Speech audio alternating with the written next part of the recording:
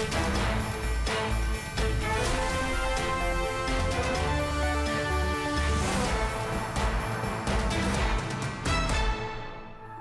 is almost 11 a.m. in Singapore and Shanghai. Welcome to Bloomberg Markets Asia. I'm Haslinda Amin. Here are the top stories. Stock investors playing it safe while Treasury yields fall from highs of the year. Traders are awaiting the key U.S. inflation report for clues on the Fed's rate cut timetable. New Zealand's Reserve Bank delivers a hawkish hold, watching upside inflation risks. The Bank of Thailand is up next, under government pressure to ease. Also ahead, President Biden set to host the Japanese and Philippine leaders in Washington, sending a clear message to China. We talk about that with the U.S. ambassador to Japan, Rahm Emanuel, plus a check on India's venture debt markets with Stride Ventures. And speaking of markets, little conviction in the markets ahead of the U.S. CPI report. It is a key number this week as traders pare back expectations of Fed rate cuts in 2024. Of course, CPI has come in hotter than anticipated for 3 straight months. The Fed says it can remain patient. MSCI Asia Pac Index up 0.3%. We know that treasuries dropped overnight. 10-year yields easing from the highest levels this year. Now, China down, yuan supported by the PBOC's strong fix. In Hong Kong, water performance, HSI, an outperformer today above that 17,000 level. All sectors in the green. And we're keeping a watch on the Kiwi, finding support as the RBNZ pushed back on expectations for rate cuts despite lingering concerns about growth. Inflation still above that 1 to 3% targets. Markets currently pricing in nearly 3 rate cuts for the year. We're keeping an eye on the Nikkei as well, under pressure. Governor Kazuo Ueda avoiding sounding dovish on monetary policy. And yen traders on guard for possible currency intervention. Yen just below that 34-year lows versus the USD. 151.76 unchanged versus the USD right now. And investors are waiting that key U.S. inflation reading in the coming hours. Bloomberg opinion columnist Mohammed El Arian weighing in on how the Fed may react. Inflation will be sticky. Inflation will be absolutely sticky. We're going to get stuck at around 2.5% to 3%. And I do think that that actually warrants, over the long term, the Fed rethinking its inflation target. And here's how bond traders are positioning ahead of the release of the latest U.S. CPI data. The CFTC says funds that use borrowed money to amplify returns have increased short positions in the Treasury futures market for the first time in 2 months. We also saw a record-sized block trade in short-term interest rate futures, which appeared consistent with an outright buyer. For more, let's bring in Garfield Reynolds, who heads our Markets Live Asia coverage. Garf, I mean, what prompted that record futures bet? Well, traders are seeing that there's the potential, for a serious shift. We've had this drawback from 3 rate cuts priced in, which came after we'd at one stage had 6 rate cuts priced in for the year earlier on. So now the question is, do we go to 2 or do we go to 3? Do we end up with 1, the way that Bostich was flagging might be possible? So amid all that, about the only thing that is certain is there's a lot of money to be made and to be lost on this. That record trade could have been somebody, taking out a bet that the CPI is not going to come in strong enough to justify a reduction in the number of rate cut bets. Or it could have been somebody who's got a big short position on treasuries and they're using that Fed futures block, well, futures that are linked to the Fed rate, that block trade as a hedge in case they get squeezed out of those bearish positions by a slightly modest CPI report. And interesting to note as well, State Street coming in to say that perhaps we could see a 50 basis point cut from the Fed in June. Yeah, that was a very interesting call, and it's noticeable that to some extent they were using a political justification for it. I mean, their base case is that the US economy is worse off than it seems, but they're also saying the Fed is going to be rushed into moving more rapidly so that they're not carrying out major policy moves right at the time when the election is taking place. So that's a very bold call. It's hard to see this CPI release justifying anything like that, especially seeing as we've had previous CPI and jobs releases come in so strong, and despite some sectors of weakness, the US economy continues to show the sort of level of resistance that makes it very hard to understand how you've got people betting on lots of rate cuts, well, outside of the fact that the Fed itself is saying that, yes, rate cuts are coming. It's just that we're going to be patient about it. So there's a lot of moving parts out there. The Fed has always said it wants to achieve a soft landing, but that's a very narrow and difficult target to hit. It still thinks it's on target for that, but there's a lot of nervousness about both sides of that equation. From the market's point of view, if the Fed gets it wrong and there's a hard landing, then we get those big rate cuts. And so if you've been shorting treasuries, you're in trouble.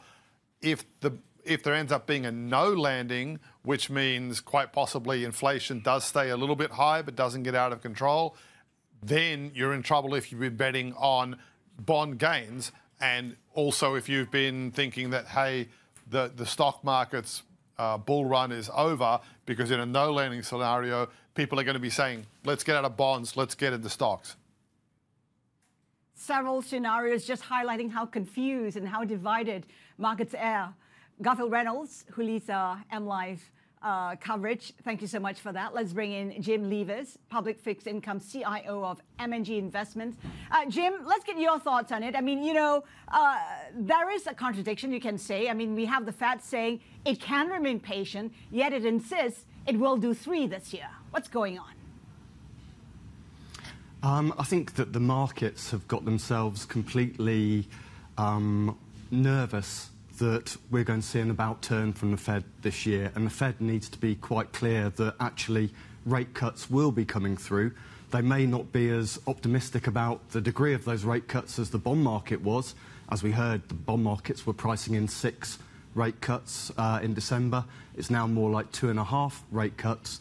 But I think the Fed will be very nervous if bond markets start pricing in hikes or take away all of the rate cuts from the market.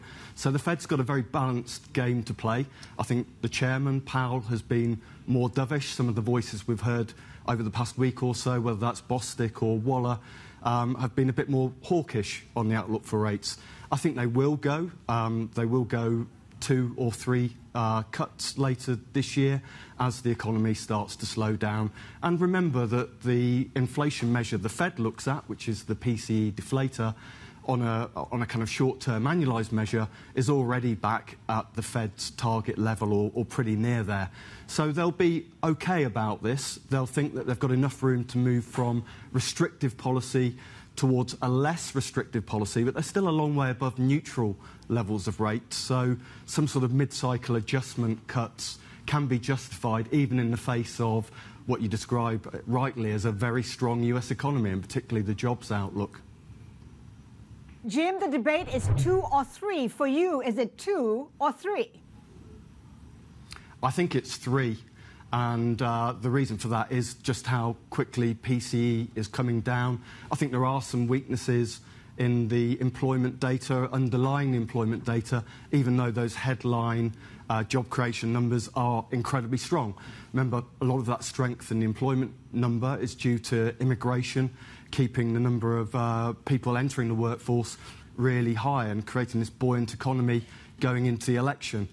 But we've had this high level of interest rates for a long time now. The bond market's been living in a bit of disbelief, to be honest, that with the inverted yield curve we'd seen for a long time, with 5% worth of rate hikes, that hadn't yet fed through into either some, I don't know, some systemic credit shocks or a slowdown in a more significant slowdown in the housing market or corporate activity. But eventually, you do run out of road, and these high interest rates that we're experiencing at the moment can't be simply outweighed by the animal spirits that are coming through the stock market. So I say 3 this year, perhaps even more. Yields easing from the highs of the year, but do you see yields trending higher pretty much from here? No, I think yields will come down in the US. I think having a longer duration stance at the moment is the right thing to do. There's a lot of value in government bonds if you expect inflation to head back towards 2, as it appears to be doing. Obviously, the CPI that will come in later today will be above 3 still, but it's going in the right direction generally. And that means as a bond investor, if you're getting paid a 4.5% 10-year bond yield, that's a decent real return historically. So there's value in bonds, value in government bonds, and the entry points now look attractive. I think the thing that bond market participants are worrying about perhaps more than the inflation outlook is the supply outlook, and that's the thing that's kept bond markets on the back foot as much as anything. It's worries about the long-term debt to GDP outlook of the US, the budget deficits that the US is running, and what that means for supply. Who's going to turn up and keep buying these bonds? So I think that's the major concern for bond markets, if anything, as much as the inflation outlook. I think most of us believe that the inflation outlook is trending in the right direction, even though on a month-by-month basis we may be getting 0.3s instead of the 0.2 that I think the market would be more relaxed about. And of course, we had James Bullard saying that there's enough data to suggest that 3 will be it for the year. Jim, I'm just wondering, when you take a look at correlation between stocks and bonds, they were correlated, then they diverge, and now they're back being correlated. What's going on, and where do you see that correlation going? Well, it's one of those difficult things for investors because so many people have a blend of stocks and bonds in their portfolio, a balanced portfolio.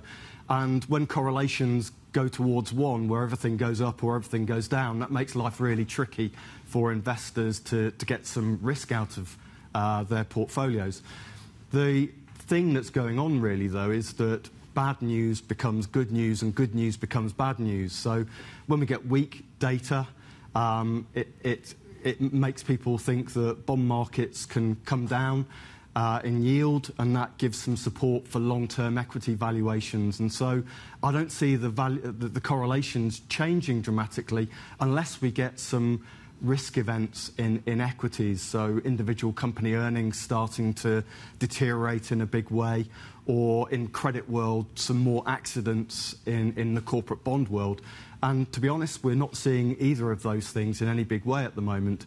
Things seem to be going along nicely in credit. Credit spreads are near their all-time lows, and equity markets are obviously extremely buoyant.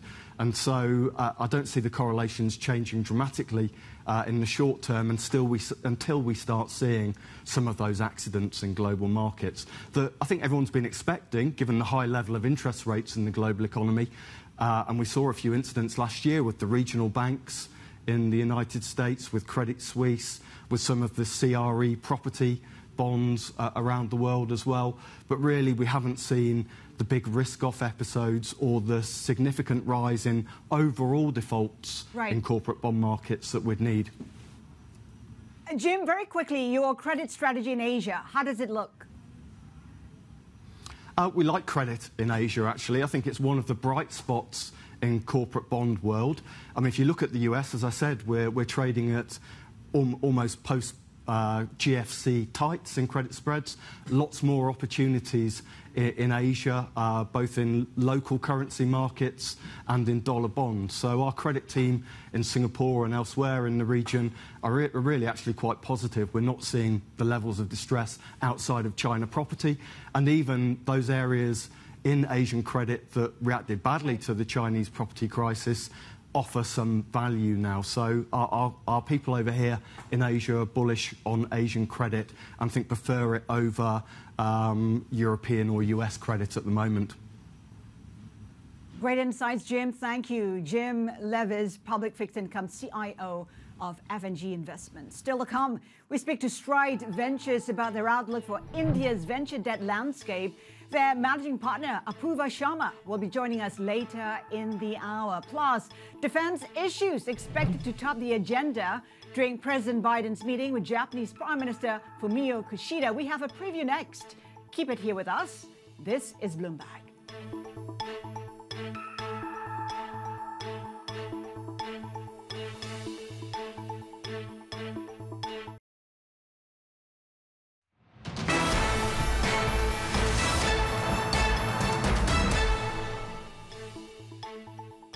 Welcome back. Japanese Prime Minister Fumio Kishida is set for one-on-one talks with President Biden as he continues his landmark visit to the U.S. Tokyo Bureau Chief Isabel Reynolds joins us now for more. Isabel, put this in context for us. What can we expect from Kishida's meeting with Biden, as well as that trilateral meeting with Biden and Philippine President Ferdinand Marcos Jr.? Right. Well, for the formal summit with Biden, they've actually already met. I have to mention they were having dinner together informally in a restaurant earlier, just a few hours ago. But for the formal summit, what we're expecting is for the main results to be around this stepping up the defense alliance, the security arrangements between the two countries, as they both share these concerns about the increasing threat from China. So what we're expecting is things about the 50,000 US troops in Japan, how they can work more closely with the Japanese military, setting up what's called a defense council, where both countries will look into defense procurement and how it can be done more efficiently and perhaps cooperate in that area, and also have Japanese shipyard workers work on US naval vessels, which will be a new step in bringing those two militaries closer together and really increasing the deterrence value of the alliance. We know that Kishida is pitching for more tech investments from US firms into Japan. It does seem like he is getting some traction there. Yes, well, he's had one very great victory already. He's had Microsoft have announced this $2.9 billion investment in Japan, which is great news for him on this visit. He's also appealed for more investment in that particular sector. I think Japan's sort of a little bit concerned about being left behind in things like AI, so it really wants this sort of US contribution on that front. But of course, the elephant in the room on this occasion is the whole deal over Nippon Steel and US Steel, which has been opposed by President Biden and, of course, by former President Trump.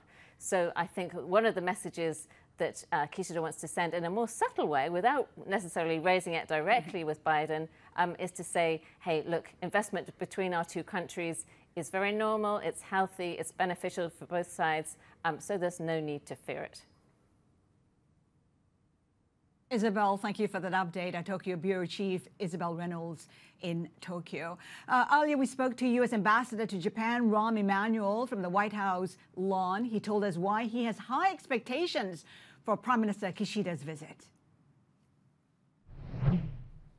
This comes at a historic moment for both countries as they change dramatically their kind of deterrence posture and position.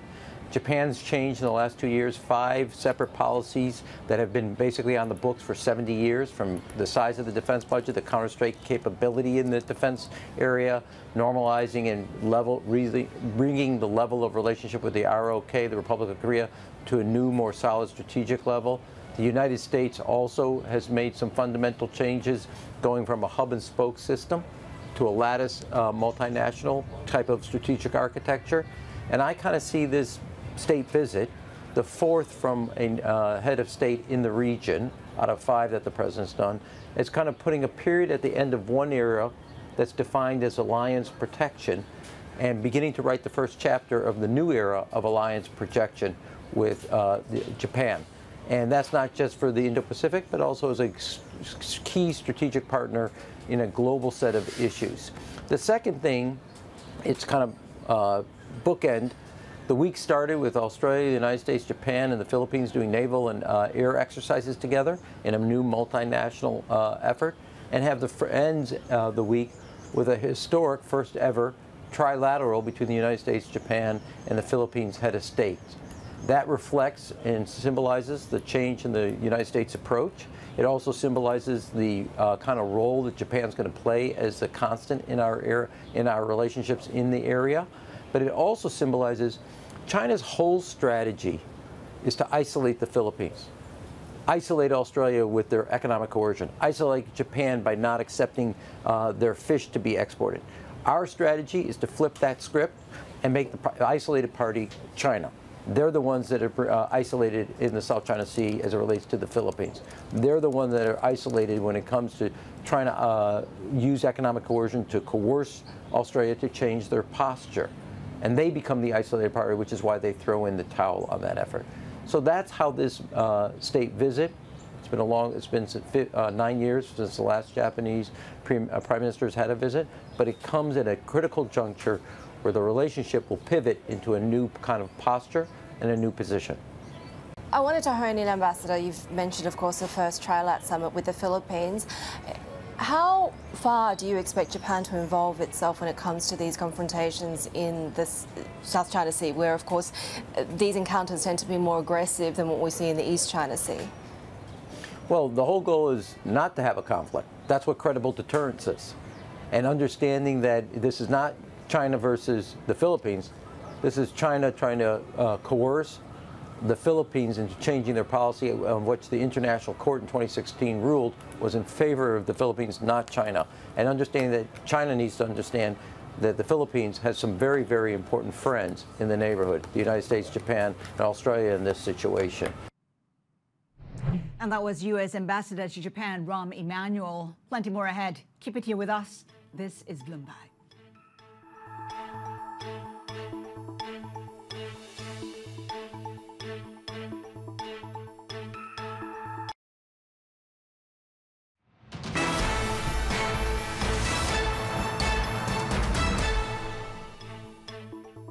Well, here are some top corporate stories we're following. Intel will roll out a new version of its AI chip in the third quarter in a bid to compete with NVIDIA. The Gaudi 3 processor focuses on helping to train AI systems and running the finished software. CEO Pat Gelsinger says the chip will cost less than NVIDIA's current and future processors. Meta downgrading the threat of AI disinformation in a big election year. At an event on Tuesday, its top leaders say they haven't seen that happen yet on their services. Last week, Meta announced plans to label all AI-generated content on Facebook and its other properties. Experts fear such media could mislead voters or spread disinformation online. In the markets, we're keeping an eye on Kiwi assets on the back of RBNZ standing pat, but of course stood by its restrictive policy, pushing back on expectations for rate cuts despite lingering concerns about growth. Inflation still above that 1 to 3% target. Take a look where we are in terms of the Kiwi dollar, up 0.3%.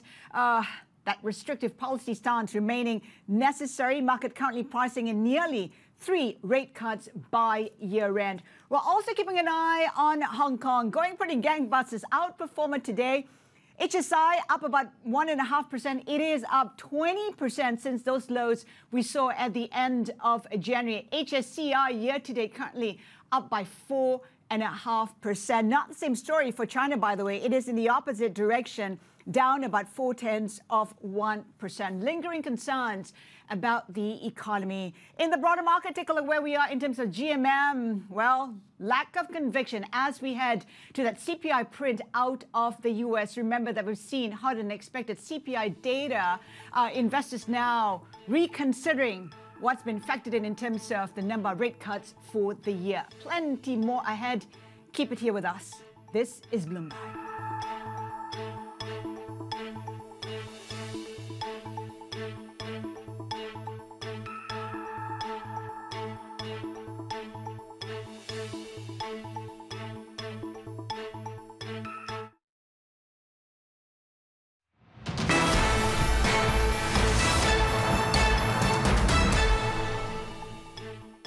Welcome back. China markets just heading to lunch. It is under pressure as we speak. The CSI 300 index down about 0.4%. No conviction in the market. Of course, we've seen some optimism of late when it comes to the data, but not enough to reverse that sentiment. CSI 300 under pressure. Take a look where we are in terms of the Chinese yuan, currently at 723.12, unchanged versus the USD. The PBOC continues to support the currency under pressure from that lackluster economy. The Shanghai comp currently down 0.3%. Shenzhen comp currently down by the most in terms of all the benchmarks trading in China, currently down about 1.5%. We're keeping an eye on Japan as it comes back from that lunch break. The Nikkei 225 under pressure, down 0.3%. Governor Kazuo Ueda avoided sounding clearly dovish when discussing monetary easing. The yen, front and center, of course, traders on guard against a potential currency intervention. Yen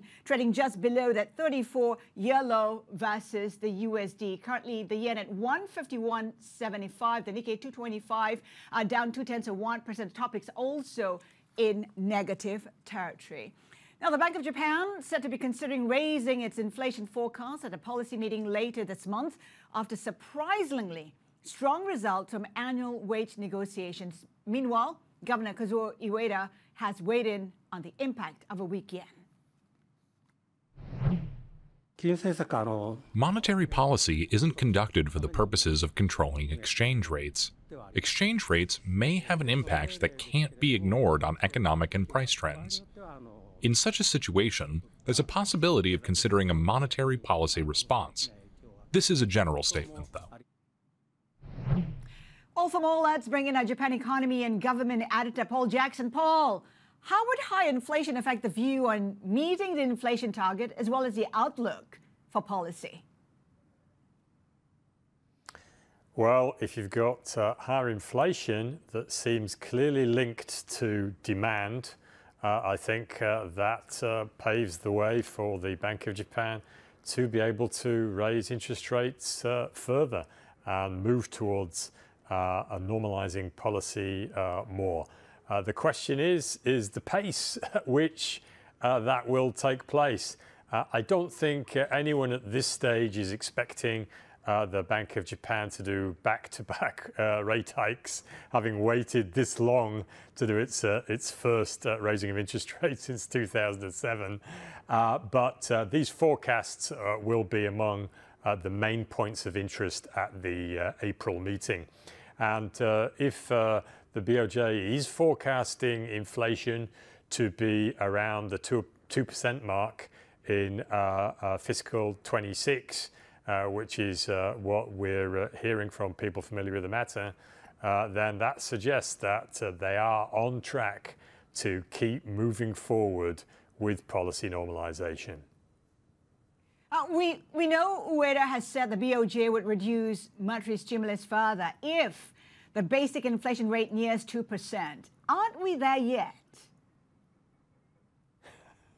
Well, you know, again, there's lots of different ways to slice and dice these figures.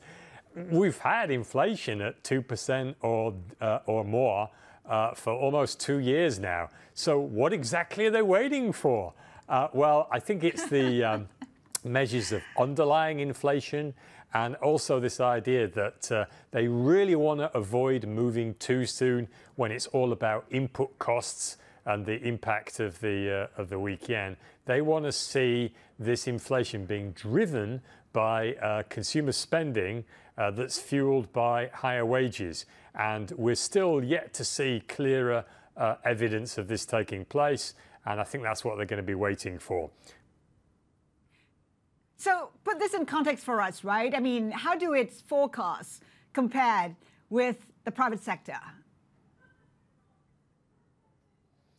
Well, generally speaking, I think we do sometimes see the private sector getting in a different spot to the Bank of Japan.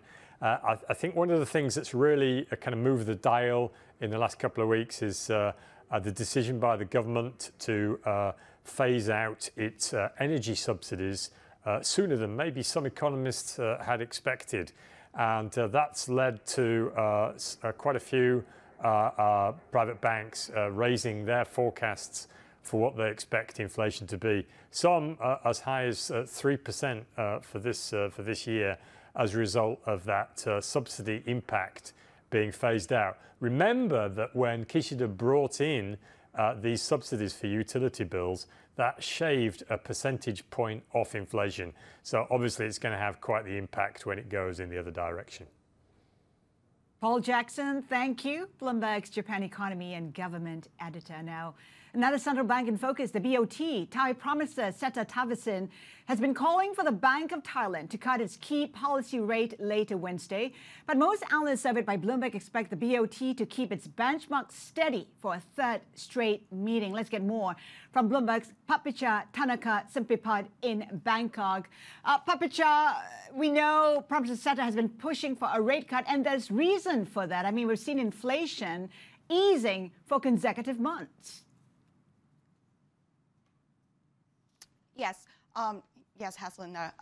Seta has made a lot of big promises to boost Thailand's economy, with a key target to lift growth to an average of 5% annually over the next 4 years. Now, that's a tall order, given that Thailand has grown at an average of below 2% for the last decades. So by now, he's used up most of his fiscal firepower and now needs a lending hand from the BOT to help cut costs of funds for businesses and households, which is one of the key strategies that he set out to achieve in the short term. So he's been exerting relentless pressure on the BOT to cut rates from 2.5%, which he says is way too high for an economy that he thinks is in a crisis with sluggish growth and weak demands. Credit to the BOT for resisting that pressure, but what might change its stance? The BOT has been resisting so far because it doesn't think that the economy is actually in a crisis, as the Prime Minister describes. So the Monetary Policy Committee members would be looking out for clear signs from high-frequency data that the sluggish growth trend is here to stay, and that external and domestic headwinds facing the Thai economy are not going to recede anytime soon. That said, even if the MPC doesn't cut rates today, all eyes will be on Thailand's release of the GDP data for the first quarter of this year. That's going to come up in May. So if there's more proof that the economy is not growing at a pace that it should be, then that could strengthen Seta's calls for rate cuts, or it could become a bigger point of consideration for the MPC when it meets again in June for the next rate decision. You got to wonder, Papicha, I mean, what the implications might be if BOT yet again overlooks the PM's demand to cut rates. Yeah, that would be the clearest signs yet of the BOT asserting its independence and prioritizing stability, which contrasts very much with Seta's growth by any means approach. But there is not much that the government can do to sway the rate panel because of the way that it is structured. It includes 3 BOT nominees and 4 external members, so it's very hard for Seta to dictate his way through this. That said, there's a very high chance that we could continue to see Seta continuing to make calls for rate cuts and the BOT continuing to resist and wait until it thinks that the financial and economic conditions warrant such a move. So likely status quo. Bloomberg's Papicha Tanaka Simpipad in Bangkok. Thank you so much for that. Well, coming up, a deep dive into India's venture debt markets, which topped $1 billion in deployments last year. Stride Ventures tells us what the milestone means for startups. Keep it here with us. This is Bloomberg.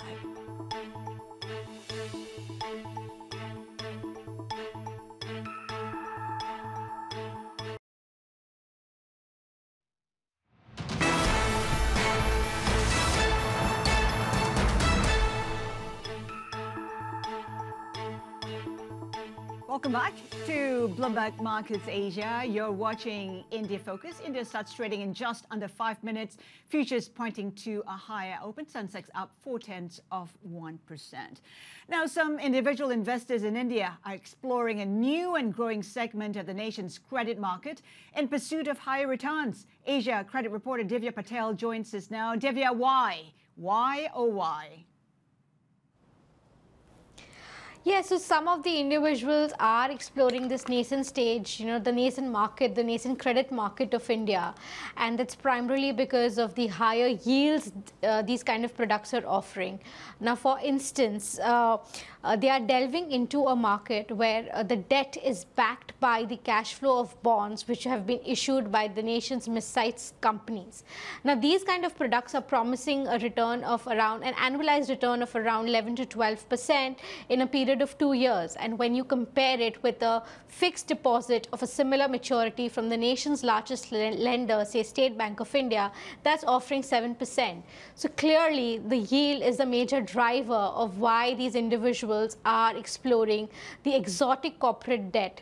The other reason is also because it's believed that the smaller companies of India are going to gain the most out of the robust economic growth that India is promising as compared to the larger peers. So this buying of these kind of debt products gives individual investors exposure to that smaller mid-sized firms.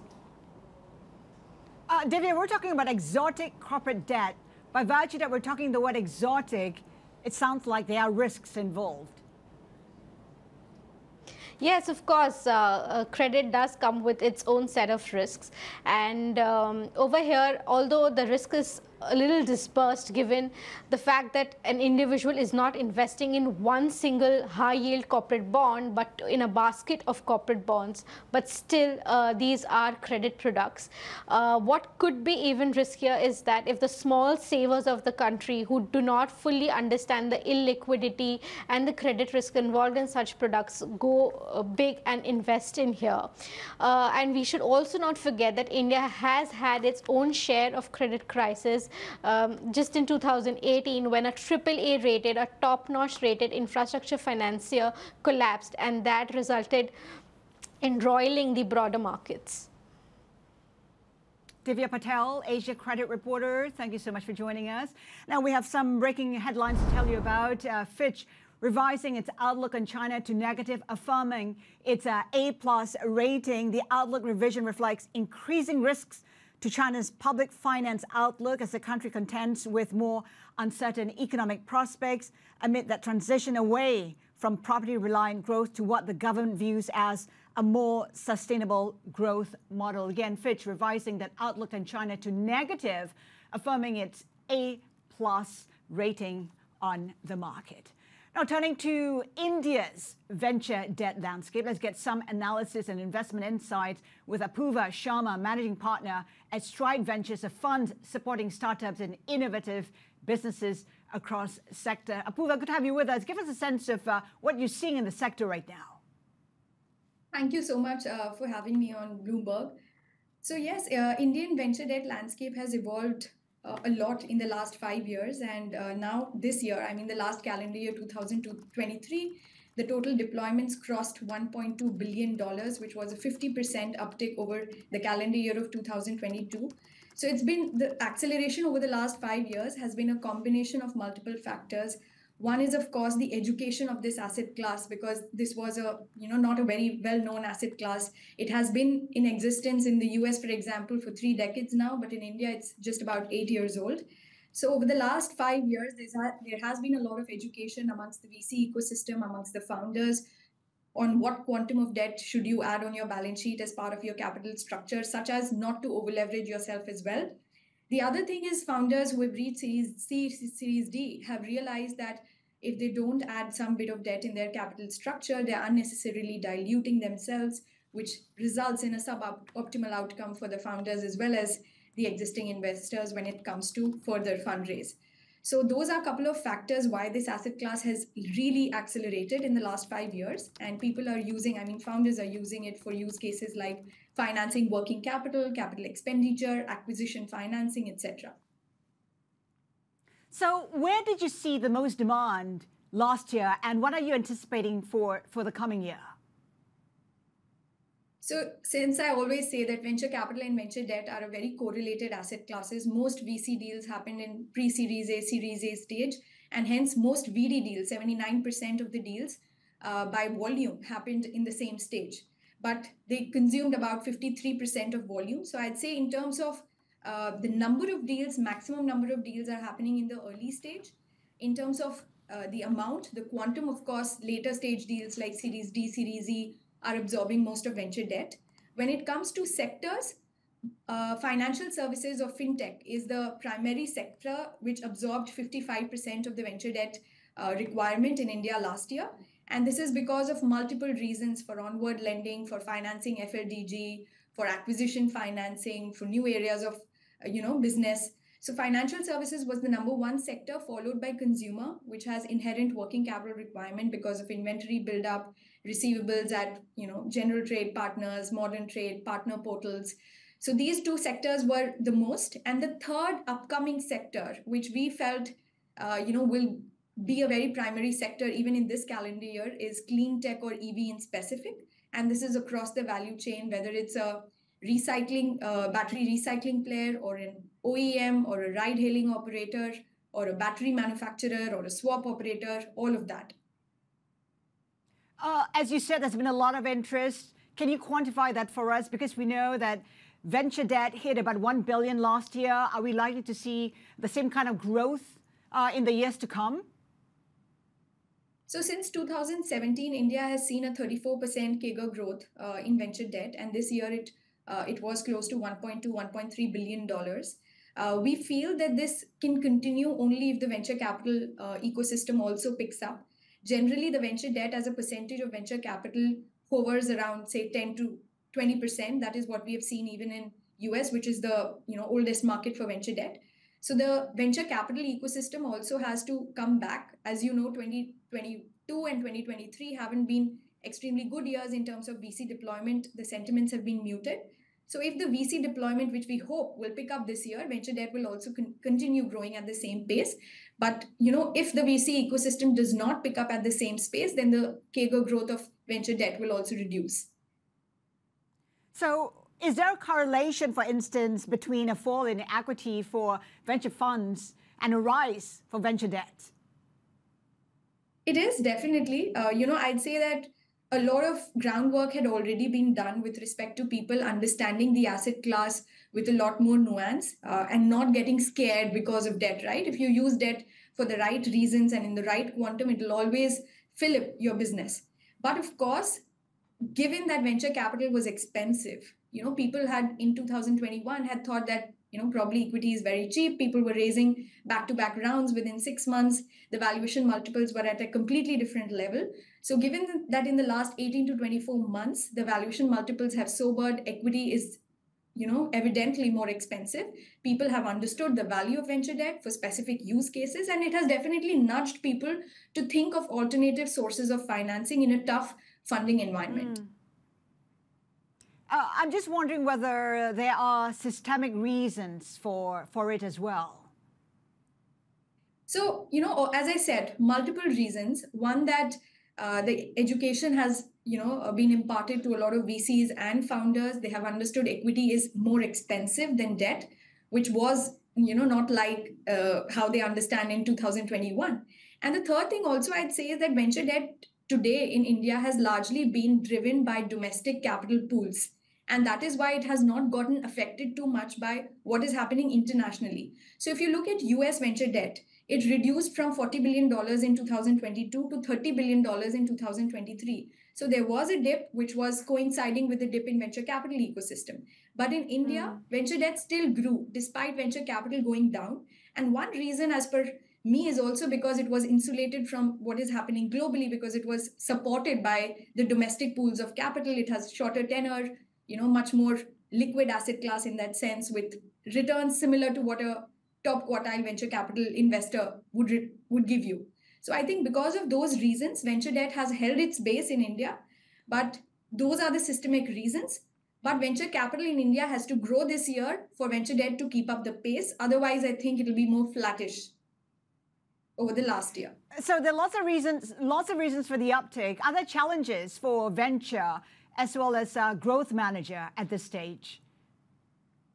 I think one good thing that has happened is, people have just gone into the mindset of profitability and sustainable unit economics, and that growth at all cost mindset, is not to be seen anywhere.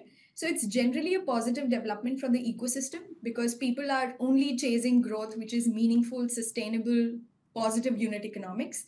And as long as that is happening, we feel that India has a lot of, very high quality startups that will continue to grow despite the funding environment.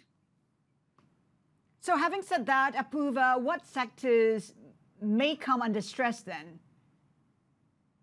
So obviously, the most obvious ones are EdTech, which took a deep dive in 2022 and followed in 2023. EdTech and health tech are the two sectors which have been the most impacted post-COVID because during 2021 they just showed a massive fillip, and once the markets were open, offline was back into play. A lot of those companies had to pivot into more offline presence or omni-channel presence, as they call it. But the companies which were not able to pivot, in that pace have lost the funding appetite, and hence EdTech and health tech have been the most impacted sectors. And now we feel, even SaaS companies, B2B companies have to make sure that the cash conversion cycles they have, the B2B commerce companies, is up to the mark. Because this year, B2B companies haven't been able to amass a lot of capital. Apurva, thank you so much for joining us today. Apurva Sharma, managing partner at Stride Ventures. India's been trading for about 7 minutes now. Let's do a check on how they're doing. Muted gains pretty much across the board as we await that crucial CPI data out of the U.S. The Sensex index currently up about 0.2%. We're also keeping an eye, of course, on that rupee. In terms of the other benchmarks, we have the Nifty index up 0.2%, Nifty 100 up 0.3%. Some say you want to keep an eye out on Indian banks, shadow lenders in particular, out of favor at this point in time, but they may extend their rebound. There's now renewed optimism. Analysts foresee a return of more than 14%. Plenty more ahead. Keep it here with us. This is Bloomberg.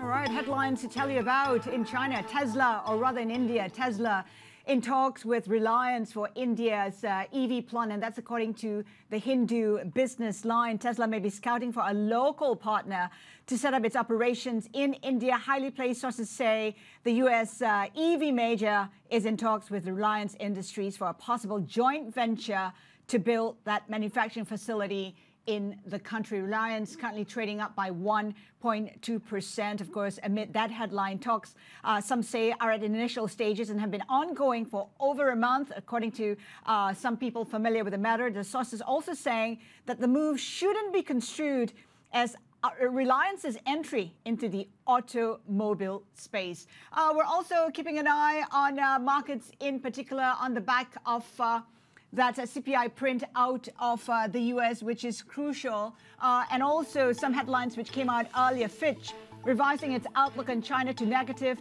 affirming that 8+ outlook. The outlook revision reflects increasing risks to China's public finance outlook. That is it from Bloomberg Markets Asia. Daybreak Middle East and Africa is next. Keep it here with us. This is Bloomberg.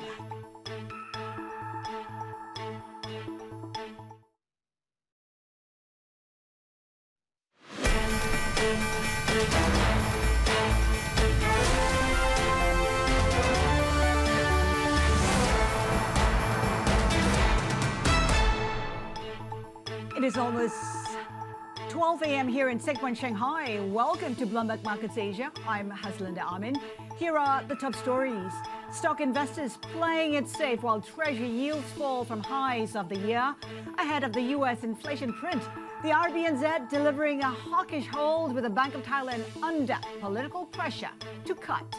Also ahead, President Biden set to host the Japanese and Philippine leaders in Washington, sending a clear message to China. And Boeing shares extend the slide as a whistleblower makes new allegations of shortcuts in production of the 787 Dreamliner. And we have reaction from the Ministry of Finance in China after Fitch downgraded its outlook to negative, but maintaining that A+ call. Fitch on that move, China's MOF vowing to resolve that local government debt, saying that it is disappointed about Fitch's outlook revision. Of course, we're getting reactions from the Ministry of Finance of China responding to Fitch's outlook revision to negative, affirming that A+ call, China now vowing to resolve that local government debt risk, which has been troubling the markets in a big way. Again, Fitch A+, outlook negative. Moody's A1, outlook also negative. But in terms of the S&P, the outlook is stable. Let's do a check-in on how markets are faring with Annabelle Drulis on top of all the market action. Bell. Thanks, Haz. Yeah, of course, the market reaction that we're monitoring to that. Actually, the session so far for Chinese equities has been looking fairly range-bound so far.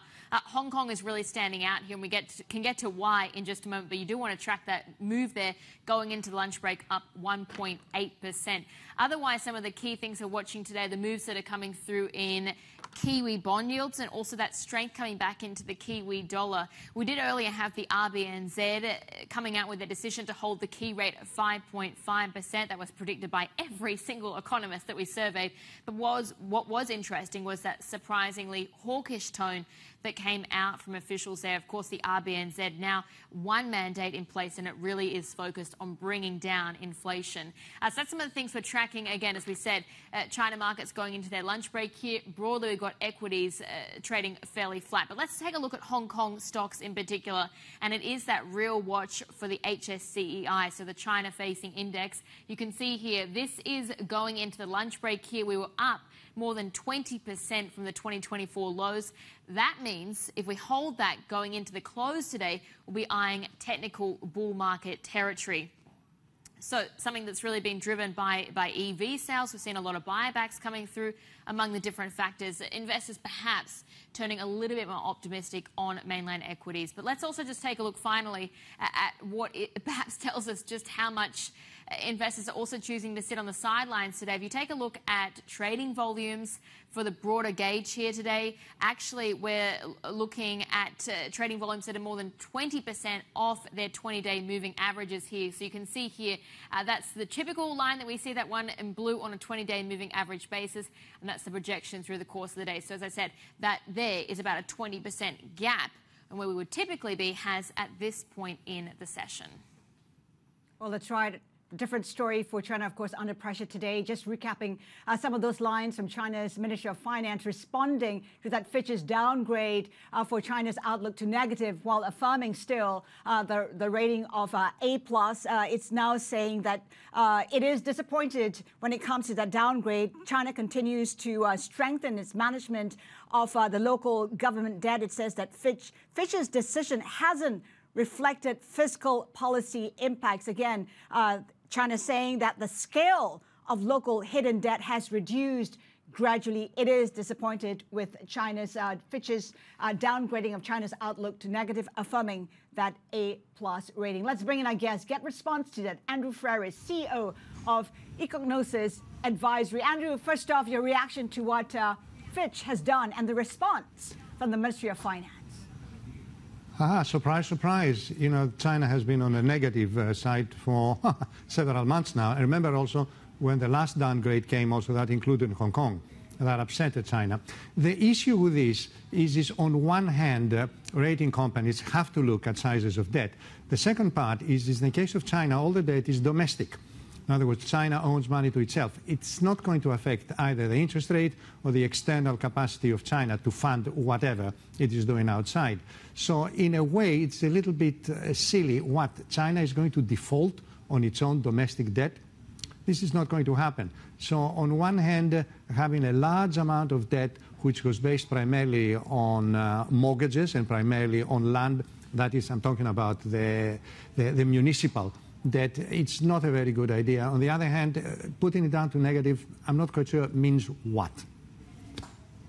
What do you make of China's response? How much sway does it have when it says that it has strengthened the management of its local debt? The answer is yes, because we have been observing what has been happening in terms of, let's say, verbal encouragement on the local markets. And at the same time, certain strange things has been happening. China just issued about a month ago, if I remember well, 1.2 trillion of domestic debt to come out as part of its fiscal incentive. Well, now, this is central government spending the money, which apparently is okay. So one is looking at the fiscal position of China, which is modestly expansionary. The fiscal debt used to be something like 3.2, 3.3% of GDP, and it's likely to go up to 3.4. I even heard 3.7, which is peanuts if you think that Japan at one stage was 12% plus of GDP. So China is modestly expanding its fiscal deficit and its fiscal initiative, and at the same time says, well, we're not particularly, let's say, worried about the debt of the local administration, which is altogether different because ultimately it is the center which is standing behind the, let's say, the worthiness of the locals. In other words, bottom line is the central government may very well need to take the tab, although they are not saying this. So it has made an improvement. The question is really whether it can resolve those risks. China thinks it can. Do you think it can? Again, I'll take a deep breath, and I can tell you, any country which is a huge net lender to the world, China is a huge net lender, not a borrower to the world, okay, has no external impositions on what's happening. I could take the other extreme of Argentina that owes money both domestically and externally, so their hands are completely tied. In the case of China, the only thing they need to concern is their domestic situation. And that is much more easily doable because 1/3 of the banking system belongs to the government. So it is unlikely that they are going to be put under market pressure if they are not resolving very quickly their domestic issue of debt. And they are saying they are doing it, and I do believe, of course they are very concerned, everybody else is concerned. They never said, the domestic debt, it really doesn't matter. Okay, particularly as if it is still connected with property. Remember, you can't remove the two things. All right, so they are right, and perhaps the external creditors, okay, are clear in their throats, but again, we're missing the point. This is domestic, not external. Andrew, all things considered, is it time to perhaps increase your exposure in China? Only selectively. Good God, I sound like an economist. I hate this. In other words, I will tell you that macroeconomically, I will tell you there are still a couple of things that I would like to see. But then when we turn back to the domestic side, it is clear that the emphasis on what is going to drive the economy forward, okay, has now been slightly shifted to just infrastructural investment. And of course, what's happening to consumers is very important, and hence the obsessive attention, rightly, that the Chinese authorities are spending on what's happening to the stock market, because that's the first thing that it is reflected in the headlines and perhaps possibly hit the pockets of a few million of the domestic investors. So the answer is I will be looking very carefully at some of the domestic companies, as opposed to giving a blank, let's say, macroeconomically plus. And let's not forget that the great little sideline of that is, of course, Hong Kong. And poor Hong Kong, one cannot give them, hey, go ahead, full on, without American interest rates falling. And American interest rates are not falling. So I can't possibly tell you that when I look at Hong Kong and I look at the interest rates in Hong Kong, I have a big smile in my face because I don't believe the Fed is not going to cut interest rates anytime soon. Hence, Hong Kong is not going to receive any good news. And a great deal of China is being traded also in Hong Kong. Let us talk about the Fed. I mean, that CPI print front and center. Andrew, I mean, you know, the question is really whether it's 2 or 3 and how strong the U.S. economy really is. The thing is, if the U.S. economy is resilient, it's very strong, and data is supporting that, why does the Fed actually have to cut? Look, there are 2 reasons for that. One is that they said we are having to control inflation, and once inflation is near our target, there is no reason for us to have historically high interest rates. Point number 1. Point number 2 is, of course, one is asking whether the level and size of interest rates in the United States is at a level that somehow justifies leaving them there because of the importance of the better performance of the economy. Sounds a little bit verbose, this, but the Fed has cut itself a rather awkward piece of policy making. Okay. Also, and that's hugely important, actually I'm afraid I have to set a question to myself and then proceed to answer it. The target is 2%. Rate of inflation right now is 3.1, 3.2%. It is 33% higher than their target. Well, then I can't possibly look at them and say, well, you're meeting your target, so let's cut interest rates. No, they are not. Every single CPI number in the last 18 months has got the number 3 in front of it. Then for something blah blah after that, and that blah blah has been going up and down. It is not something that it started with 3.9, 3.8, 3.7. No, it is not. It went up to 3.1, then it went up to 3.4, and if somebody would say it is not really on a determined move downwards. So if the Fed is to be believed, we want 2%. Look at my fingers, 2% inflation, and inflation is 3%. We haven't finished. You know, I'm a simple guy. I simply do what I'm told. You know, I'm not going to say, well, the Fed really doesn't believe on the 2% inflation. They really are believing on a 3%. Well, they haven't told us so. That's why, you know, I've stopped looking at the Fed. All eyes, despite the fact that you're still looking at the Fed, all eyes still on the Fed. Yet, when it comes to conviction calls, you think the best way to play it all in the market is defense stocks. What's going on? Has it got to do with geopolitics? It has to do with two things. First, defense companies, okay, sell to one client that doesn't care about interest rates. Hello, the defense client, you know what's that? It's the American government. The American government is not going to say we're not going to buy guns because interest rates are high. The defense sector is uniquely isolated, and I'm talking about not just the United States, I'm talking about the defense sector in European Union and also in Asia. And also, I'm sorry, this sounds unbelievably immoral and a little bit hard. There are lots of juicy wars going on as far as the defense sector is concerned, and they are not seem to be going away. I'm sorry, it's a very crude thing to say, but there is an enormous wave of defense spending both in the European Union and also in Asia. And we keep forgetting Asia as if the only thing that matters is the Ukraine war. It isn't. Japan, South Korea and Australia are spending as there is no tomorrow, and they are not being threatened by Russia. Okay. Also, Singapore is spending a lot more. Andrew Ferris, Economist Absolutely. Advisory CEO, we thank you so much. We thank you so much for your insights today. Some breaking news here.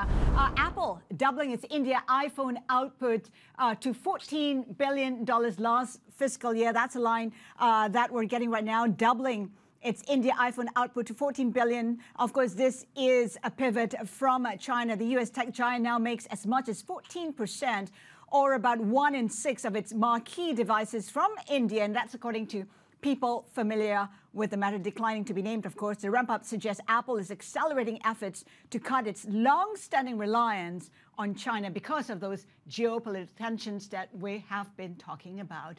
Well, still ahead, a Boeing whistleblower accuses the plane maker of cutting corners in building hundreds of its 787 Dreamliners. We have details just ahead.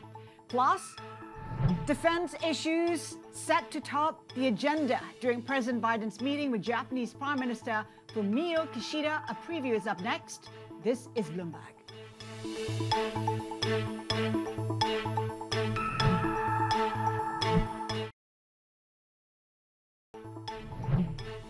Japanese Prime Minister Fumio Kishida is set for one-on-one talks with President Biden as he continues his landmark visit to the U.S. Tokyo Bureau Chief Isabel Reynolds joins us for now. Isabel, talk to us about the significance. What can be expected from this Kishida's meeting with Biden? Right, well, this is the first such visit in almost 10 years, so this is a pretty big deal for Japan to be doing this. It's an official visit with a state dinner and a big speech to Congress, but from the bilateral summit itself, which is coming overnight Asian time, we do expect the focus to be largely on concerns about China and what the two countries are going to do to work together more closely to sort of deter that threat. So it's going to be things like the two militaries working together more closely. It's going to be things like setting up a defense council to work on defense procurement together, and also having Japanese shipyard workers work on U.S. naval vessels. We have a bilat. We also have a trilat. Talk to us about the trilateral with Biden as well as the Philippine President Ferdinand Marcos Jr. Right. Well, this is in fact the first trilateral summit of its type. So what we're expecting again is this kind of shared concern about China, and that should lead, we think, to more cooperation on Coast Guard training, for example, because a lot of these territorial disputes that the Philippines and Japan share with China basically boil down to the Coast Guard activities. So how far they can work together to raise their game and work better to combat those threats from China. Isabel, thank you. Our Tokyo Bureau Chief, Isabel Reynolds, with that significant Kishida meeting there. Now, earlier we spoke to U.S. Ambassador to Japan, Rahm Emanuel, from the White House lawn. He told us why he has high expectations for Prime Minister Kishida's visit. This comes at a historic moment for both countries as they change dramatically their kind of deterrence posture and position. Japan's changed in the last 2 years 5 separate policies that have been basically on the books for 70 years, from the size of the defense budget, the counter-strike capability in the defense area, normalizing and bringing the level of relationship with the ROK, the Republic of Korea, to a new, more solid strategic level. The United States also has made some fundamental changes, going from a hub-and-spoke system to a lattice multinational type of strategic architecture. And I kind of see this state visit, the 4th from a head of state in the region out of 5 that the president's done, as kind of putting a period at the end of one era that's defined as alliance protection and beginning to write the first chapter of the new era of alliance projection with Japan. And that's not just for the Indo-Pacific, but also as a key strategic partner in a global set of issues. The second thing, it's kind of bookend. The week started with Australia, the United States, Japan, and the Philippines doing naval and air exercises together in a new multinational effort, and have ends the week with a historic first ever trilateral between the United States, Japan, and the Philippines head of state. That reflects and symbolizes the change in the United States approach. It also symbolizes the kind of role that Japan's going to play as a constant in our relationships in the area. But it also symbolizes China's whole strategy is to isolate the Philippines, isolate Australia with their economic coercion, isolate Japan by not accepting their fish to be exported. Our strategy is to flip that script and make the isolated party China. They're the ones that are isolated in the South China Sea as it relates to the Philippines. They're the ones that are isolated when it comes to trying to use economic coercion to coerce Australia to change their posture. And they become the isolated party, which is why they throw in the towel on that effort. So that's how this state visit. It's been 9 years since the last Japanese prime minister's had a visit, but it comes at a critical juncture where the relationship will pivot into a new kind of posture and a new position. I wanted to hone in, Ambassador. You've mentioned, of course, the first trilateral summit with the Philippines. How far do you expect Japan to involve itself when it comes to these confrontations in the South China Sea, where, of course, these encounters tend to be more aggressive than what we see in the East China Sea? Well, the whole goal is not to have a conflict. That's what credible deterrence is. And understanding that this is not China versus the Philippines. This is China trying to coerce the Philippines into changing their policy, on which the International Court in 2016 ruled was in favor of the Philippines, not China. And understanding that China needs to understand that the Philippines has some very, very important friends in the neighborhood, the United States, Japan, and Australia in this situation. U.S. Ambassador to Japan, Rahm Emanuel. Plenty more ahead. Keep it here with us. This is Bloomberg.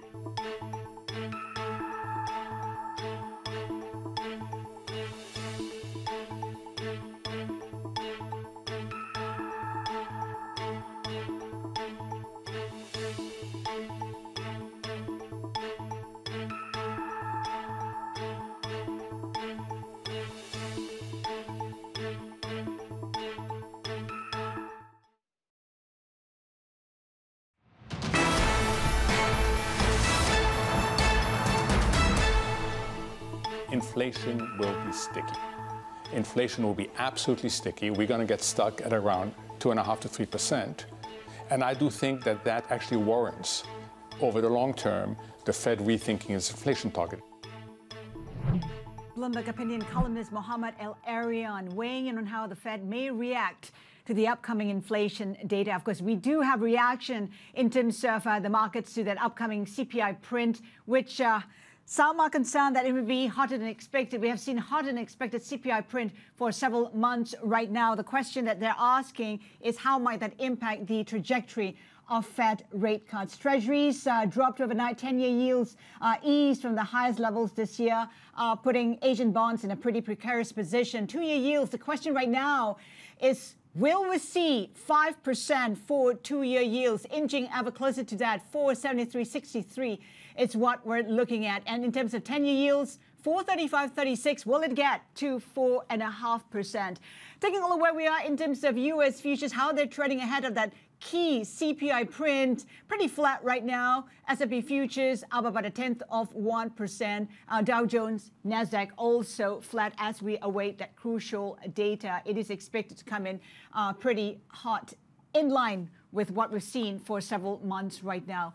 Pretty much the same picture in Asia, trepidation, lack of direction, some markets on holiday, but investors struggling to find that direction ahead of that key number this week. Traders paring back expectations of Fed rate cuts in 2024. The Fed has been saying it can't afford to be patient. HSI, an outperformer, up as much as 2% earlier today. Plenty more ahead. Keep it here with us. This is Bloomberg.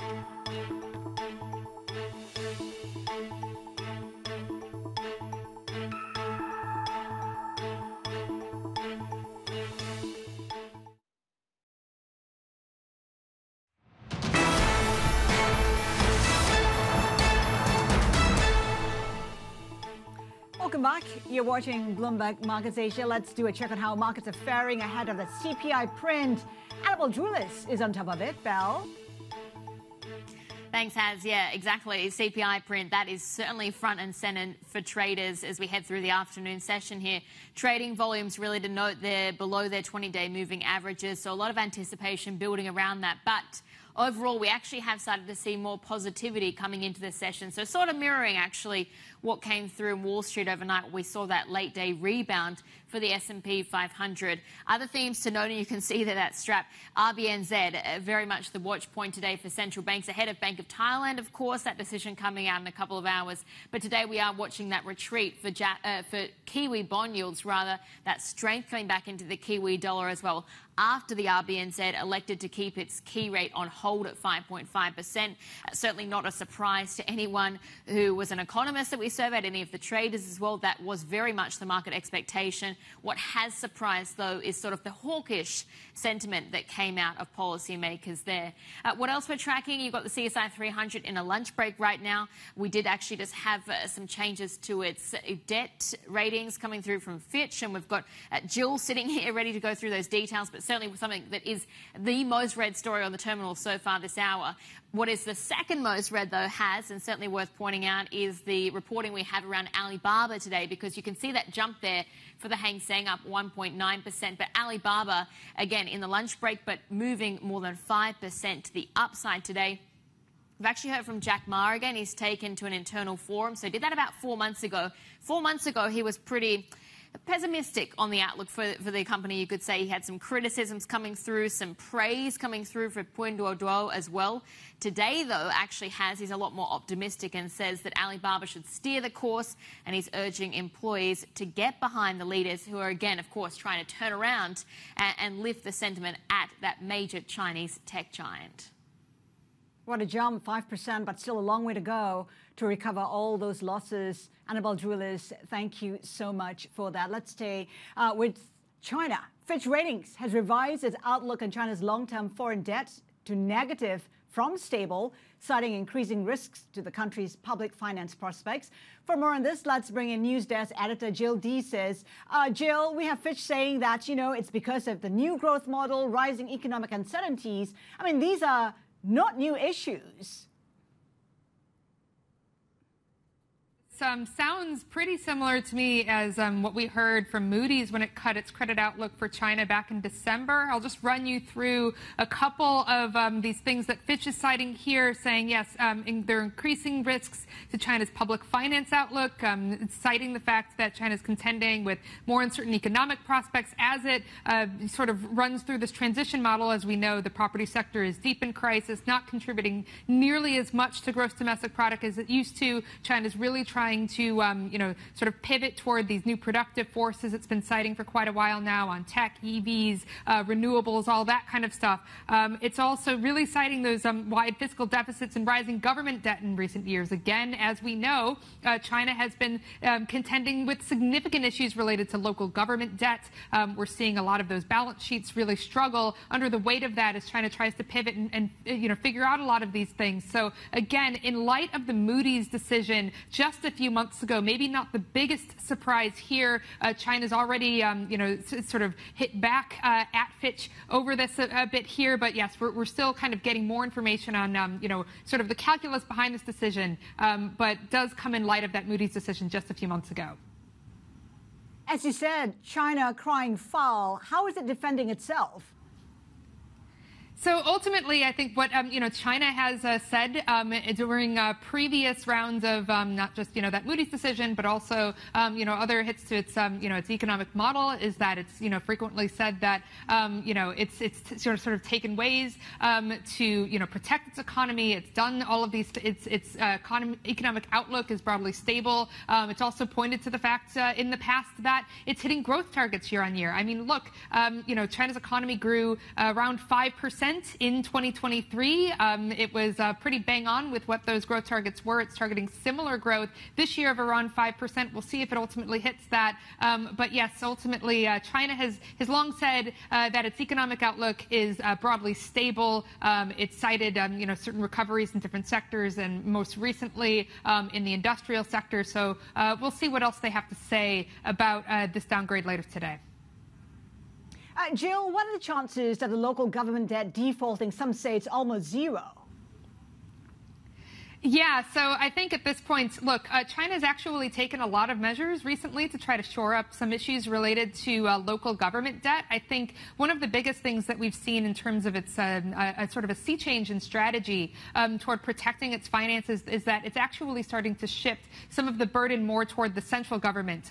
We're seeing that in the form, for example, of it issuing a bit more sovereign debt this year to try to help support fiscal policy. We saw the announcement just about a month and a half ago at China's National People's Congress that it would be issuing ultra-long sovereign debt. Still waiting to see some of the resolution of that as that gets tipped out over the course of this year. But yes, it does seem like, look, I mean, China has long known that it's got issues with with local governments draining their coffers because, as we know, they can't sell land anymore, a key source of revenue because of the real estate crisis. So it has shifted some of that burden again toward the central government in Beijing to try to help alleviate some of those issues. And it's also just taken a lot of efforts to, sort of stress to local governments that they do need to mitigate risks from local debt. They do need to pay down those, that debt on their balance sheets. And they do need to ultimately find alternative sources of revenue to, help support fiscal funding in the years to come. Jill, thank you. Jill Deeses, News Desk editor, putting perspective on China's debt. Now, let's get you to Japan. The Bank of Japan said to be considering raising its inflation forecast at a policy meeting later this month after surprisingly strong results from annual wage negotiations. Meanwhile, Governor Kazuo Ueda has weighed in on the impact of a weak yen. Monetary policy isn't conducted for the purposes of controlling exchange rates. Exchange rates may have an impact that can't be ignored on economic and price trends. In such a situation, there's a possibility of considering a monetary policy response. This is a general statement, though.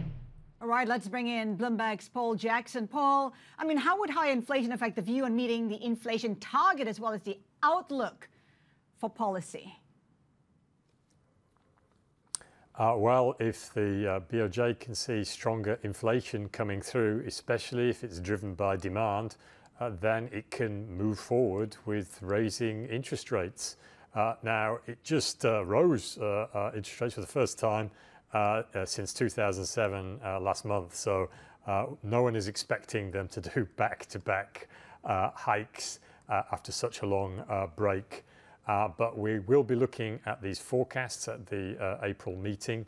And of course, the higher those forecasts are, the more likely that the BOJ will be moving forward with its next rate hike sooner rather than later. Now, what's the current thinking on when those hikes might take place? Well, we did survey economists after the rate hike in March, and majority of them are thinking that the BOJ will move by October. So it's kind of shaping up to be, well, do they move in October or do they go a bit earlier in July? And if we see the inflation building up and, you know, the wage gains feeding into faster inflation, then I think the bets on July move will naturally strengthen. Paul, we know the governor has said the BOJ would reduce monetary stimulus further if the basic inflation rate nears 2%. You got to think that we're already there. Yeah, I mean, we've been at 2% there or higher for almost 2 years now. So a lot of people have been wondering, what have they been waiting for all this time? But I think the key point here is that rather than seeing inflation as a negative thing that must be squashed and wiped out as soon as possible, Japan's been on this long-running experiment to try and generate a positive form of inflation in a country that's had weak prices and weak wages for decades.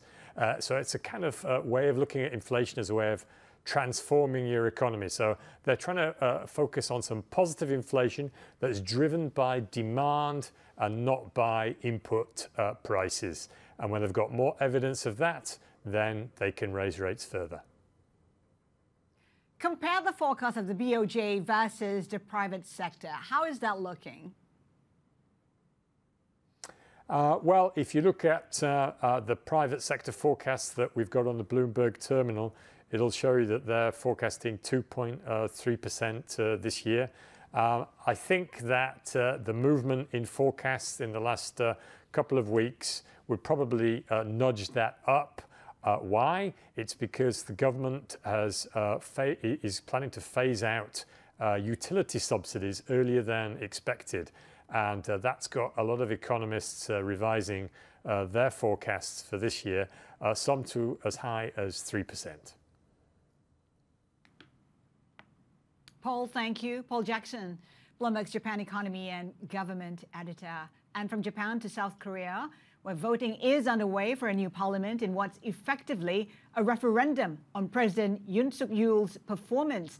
The results will determine how much power Yoon has during his remaining 3 years in office. East Asia government editor John Haskovich joins us from Seoul. John, what is at stake for President Yoon in this election?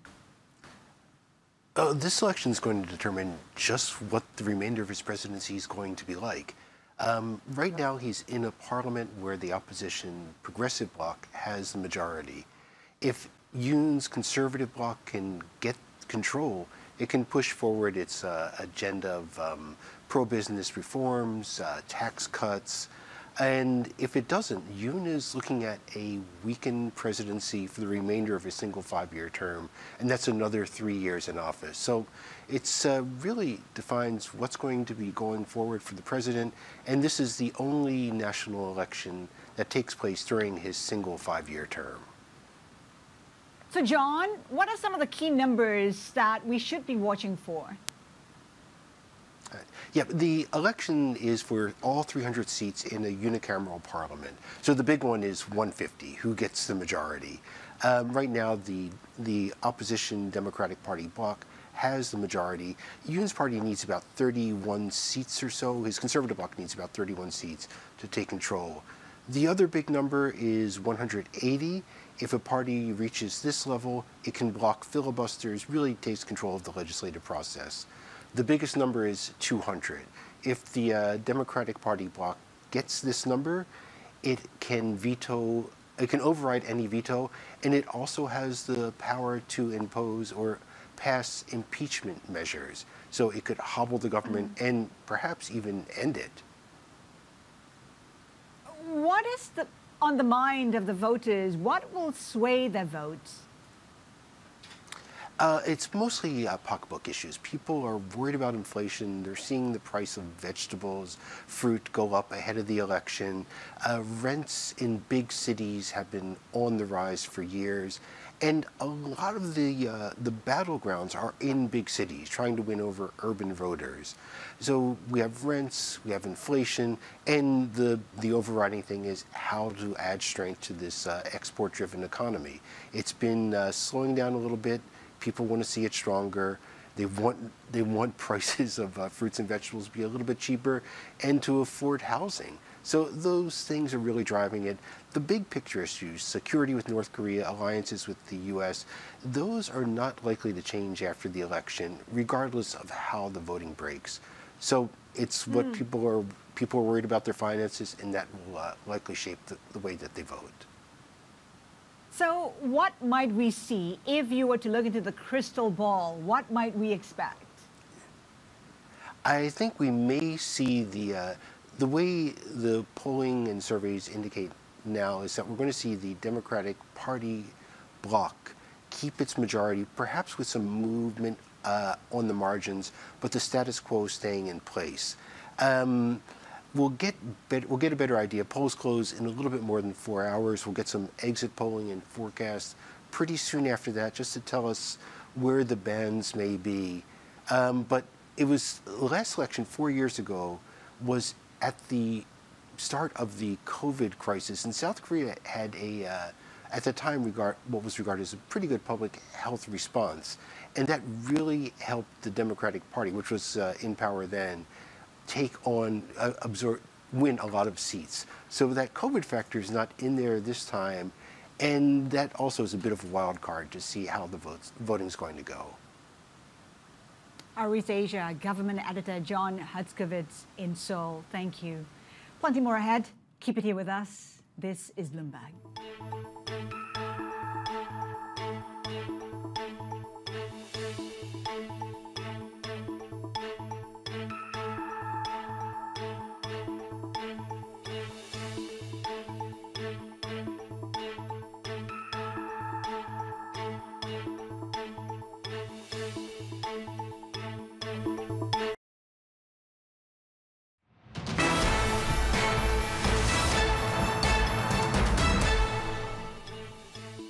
And the markets, traders in wait-and-see mode as we await that crucial CPI print out of the U.S. Might it be hotter than anticipated, like what we've seen in the past several months? Of course, that would dictate the path of the Fed rate cuts. Investors are already pushing back on expectations, perhaps not 3, perhaps it is 2. The Nikkei 225 under pressure, down 0.3%. The ASX 200 index up by 0.3%. Stocks in New Zealand currently higher by a marginal 0.2%. It is the Kiwi dollar that we're tracking as well. It is higher than anticipated. The dollar, the USD is flat. That's on the back of the RBNZ staying pat, saying that aggressive stance will have to persist despite the fact the economy is under pressure. In terms of the yen, this is how it's looking. Flat versus the USD, 151.74. Investors are pretty much waiting for intervention. Might we see that coming through? And in terms of what we're seeing in India, it is green pretty much across the board. Sensex index up 0.3%, gains too for the rest of the benchmarks. Keep an eye on Indian banks, shadow lenders as well. Perhaps more upside given what we have seen so far. Out of favor right now, but could be in favor, not too far from here. Now, staying with India, Bloomberg has learned that Apple assembled $14 billion of iPhones in India last fiscal year, doubling production in a sign it's accelerating a push to diversify beyond China. For more on this scoop, let's bring in India technology correspondent Sankap Partial. Sankap, put this in perspective for us. What do we know? Hi, Has. So what we reported today is that Apple's making about $14 billion worth of iPhones in India, which is double what it did the previous year. So India's fiscal year ends in March. So this March 2024, Apple made $14 billion worth of iPhones. Last year they did $7 billion. And it's a great sign of India's emergence as a manufacturing hub, and obviously good news for Apple. It's also a message to China, no? Yes, of course. I mean, they still make a bulk of their iPhones in China, but with this now in volume terms, Apple's making about 15% of their global output of iPhones in India. Again, that means that they get to diversify away from China as a trade war brews between Washington and Beijing. So Apple's taking these steps very quietly but steadily. Sankop, it is a win for India. It's also a win for Prime Minister Modi, who's been pushing for this, and this comes ahead of the elections. Yes, of course. I mean, this Make in India drive is the flagship program of Prime Minister Narendra Modi. It was his bid to get more manufacturing companies to India. They're going to use Apple as a poster child to get other companies like Tesla to India. And obviously, this is good for employment. Apple itself has created about 150,000 direct jobs in India. So this is definitely a good election plank for Modi as well. We know that Apple has opened two stores in India. How are they doing? Is it expected to invest more in the country? What do we know? We've previously reported that Apple is planning another 3 stores in India, which would take the total number to 5 in a few years' time. But this is a very important sales market for Apple as well. We know that in China, the company is under intense pressure. Sales are dropping there. But this market, the Indian market, is growing very fast. Last year was a record sales year for Apple in India. And even this year, they continue to make new sales records in India. iPhone purchases are becoming very popular. Apple's current market share in India is about 6% because this is still a market dominated by Chinese brands, but Apple's doing incredibly well in India. Sankop, thank you. India technology correspondent Sankop Partiel with some lines to tell you about out of Thailand. Thailand will fund its $14 billion cash handout via its budget. It is scrapping that debt plan. Of course, there's been a lot of speculation how Thailand will do this. It is part of plans to boost growth in the country. Thailand now to fund its $14 billion cash handout via its budget. It is scrapping plans of that debt plan, which it was considering much earlier before. Now, meantime, here are some top corporate stories we are following. Intel will roll out a new version of its AI chip in the third quarter in a bid to compete with NVIDIA. The Gaudi 3 processor focuses on helping to train AI systems and running the finished software. CEO Pat Gelsinger says the chip will cost less than NVIDIA's current and future processors. Boeing shares fell to the lowest in 5 months after employees said the plane maker took shortcuts to ease production bottlenecks for its 787 Dreamliner. The engineer who worked on the plane says the alleged issues could dramatically reduce the life of more than 1,000 of the jets in service. Meanwhile, Boeing handed over 83 jets for the first quarter, logging its lowest deliveries for the period since mid-2021. The majority of those planes were 737 MAX jets. Plenty more ahead. This is Bloomberg.